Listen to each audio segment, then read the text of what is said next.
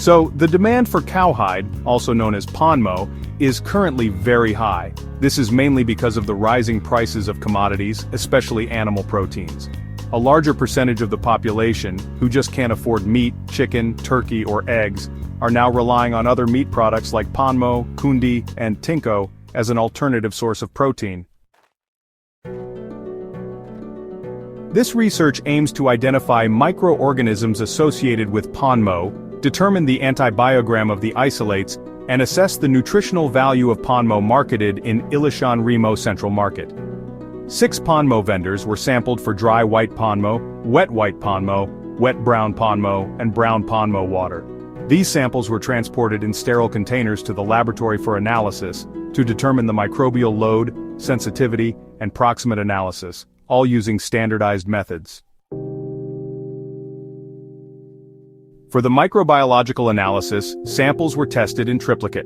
All samples analyzed had a high microbial load count, ranging from 1.1 times 10 to the 6th to 1.4 times 10 to the 7th. The organisms isolated were media group, laboratory table with labeled petri dishes, gloved hand holding petri dish with visible bacterial growth at stock, distribute _equally, Escherichia coli at 34.21%, Staphylococcus aureus at 26.31%, Klebsiella species at 18.42%, Pseudomonas species at 13.15%, and Coagulus negative Staphylococci at 7.89%.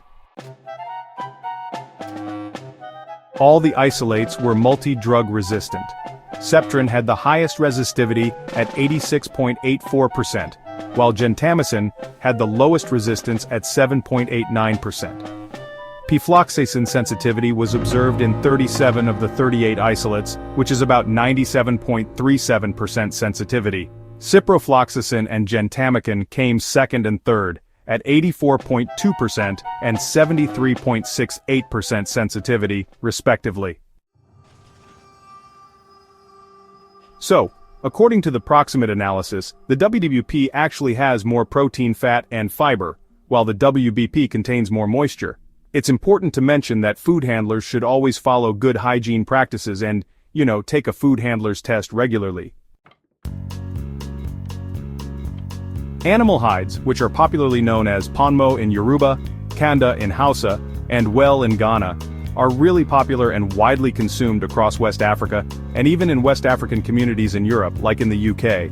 It's an indigenous delicacy that's loved and enjoyed by all economic classes and tribes in Nigeria. Basically, it's a delicious part of beef that's used as a condiment for preparing soups, stews, a variety of vegetables, sauces, snacks, and even finger foods. Ponmo is widely believed to contain little or no nutritional value, but actually recent reports suggest that Ponmo may be rich in fiber, collagen, carbohydrates, and protein, although it's a bit deficient in some essential amino acids. It also provides calories, certain vitamins, and is low in cholesterol. Meat and dairy products are important parts of the human diet because they are very good sources of protein, vitamins, and amino acids as they nourish the body cells, repair body tissues, and promote growth. However, the high nutritional qualities of meat and dairy products make them to be highly perishable and an ideal culture medium for the growth of spoilage microorganisms. Therefore, several means of preservation have been employed to increase and improve the shelf life of meat and other meat products. Globally, the major means of preservation is by thermal processing, freezing and/or refrigerating. However, traditional methods such as boiling, frying, drying, grilling, and smoking are used for the preservation of meat produce, especially in rural areas of low and middle-income countries due to inconsistent and epileptic power supply. Commonly preserved meat and meat product in Nigeria include tinko kundi or banda, which is sun-dried meat of cow, donkey, horse or camel kilishi, which is smoked dried cow meat, and ponmo, a byproduct of slaughtered animals which is originally meant for leatherworks and production such as bags, shoes, belt and so on. Ponmo is obtained by tenderization of hide in hot water. So, Ponmo can actually be either white or brown depending on the method used for dehairing. If it's shaved with a razor, knife, or, other sharp tools, that's called white Ponmo. But if it's de-haired using the singeing method, then it turns out as brown Ponmo. Traditionally, dried meat microbiology has relied on the natural development of wild fermentation, where different microbes succeed one another over time. Still, what's really crucial is making sure the salting is done evenly across the entire surface, because that's what helps suppress pathogens and spoilage organisms. Meat and meat products, on the other hand, actually provide an ideal environment for pathogenic microorganisms like Listeria monocytogenes, Salmonella species, Campylobacter species, and verotoxigenic Escherichia coli to thrive. This, honestly, poses the largest risk when it comes to meat-borne diseases. So, due to the presence of food-borne pathogens, dried foods, especially meat products, have actually been increasingly documented to be involved in outbreaks and recalls. In 2019, the National Agency for Food and Drugs Administration and Control, or NAFDAC, raised concern over possible chemical contamination of hides and skin, which poses a serious health risk to consumers. They therefore warned against the consumption of animal skin. And then, in February 2022, they also raised alarm over the circulation of contaminated Ponmo in Lagos, Nigeria. Foodborne bacterial pathogen contamination could have occurred during primary production, particularly antibiotic-resistant pathogens, as a result of on-farm drug misuse, as well as during and after harvest, like handling, processing, storage, and transportation. So, antibiotic overuse in food-producing animals has been associated with the development of antimicrobial-resistant organisms, which can actually spread from animals to humans, either through direct contact or by ingesting contaminated food and meat products. These infections can be carried down the food chain and into the environment. Antibiotic usage is, a crucial factor in antimicrobial resistance development. Antibiotics are widely utilized in agriculture, especially in livestock production and slaughter animals where, honestly, little care is paid. To ensure the safety of meat and meat products, foodborne pathogens really must be controlled at all stages of the food processing chain. This begins at the farm and continues through handling, processing, preservation, and storage of meat and products until, finally, they are consumed. So therefore, this study was aimed at the isolation and identification of microorganisms associated with this meat product. It also focused on determining the antibiogram of these isolates, as well as evaluating the nutritional content of Ponmo sold within Ilishan Remo. This study was carried out in Ilishan Remo town, which is located within Irapodan district in Ikena local government area of Ogun State, in the southwestern political region of Nigeria. All 6 Ponmo vendors in Ilishan Central Market at the time this study was conducted were sampled.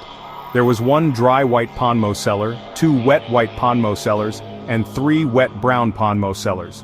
Plus, 2 of the wet brown Ponmo vendors provided Ponmo water.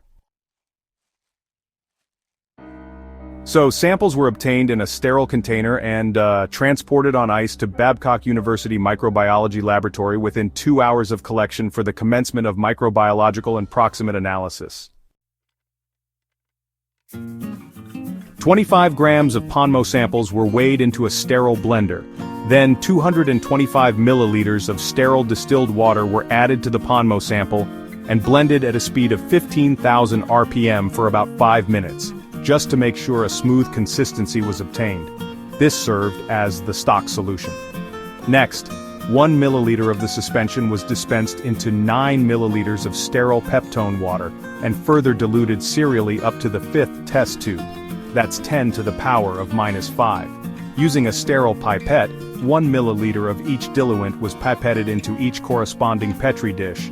About 20 milliliters of sterilized nutrient agar was then poured into the dishes and mixed evenly by gentle rotation, and the agar plate and diluent mixture were then allowed to solidify. The culturing was done in triplicate. After that, the plates were incubated at 37 degrees Celsius to obtain the viable total count, total bacteria count, total coliform count using the multiple tube fermentation, as well as the total heterotrophic count using the pour plate method. After 24 hours of incubation, the plates were counted. Petri dishes containing between 30 and 300 colonies were selected after counting and recorded as results per dilution. In cases where more than one plate fell within the rank, the average count was taken and expressed as colony-forming unit per gram of cow skin.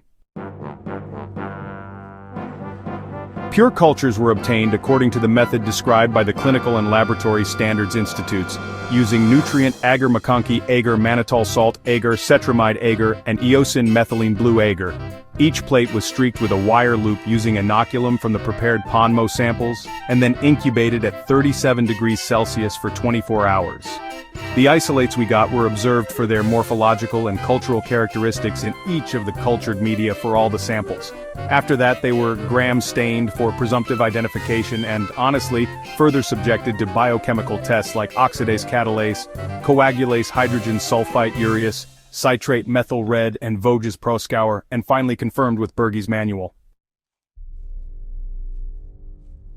A suspension of the isolates was prepared, and the turbidity of the bacterial suspension was adjusted to 0.5 McFarland standard.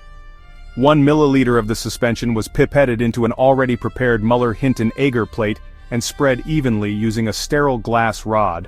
The susceptibility pattern of the isolates was determined using the standard Kirby-Bauer NCLS single-disc diffusion method, employing antibiotic-impregnated discs, ciprofloxacin 5 micrograms, Septrin 25 micrograms, gentamicin 10 micrograms, pfloxacin 5 micrograms, streptomycin 25 micrograms, ampiclox 30 micrograms, zinacef 30 micrograms, amoxicillin 25 micrograms, rocephin 30 micrograms, ciprofloxacin 5 micrograms, erythromycin 15 micrograms, and augmentin 30 micrograms. The plates were then incubated for 24 hours at 37 degrees Celsius.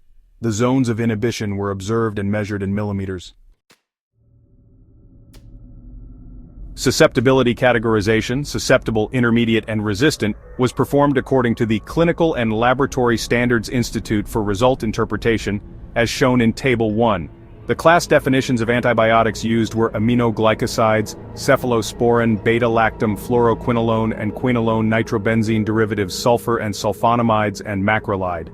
Multi-drug resistance, or MDR, was defined as resistance to 3 or more antimicrobial classes. If you didn't learn something weird today, you probably skipped to the comments. Hit like, subscribe, and come back tomorrow for more brain fuel.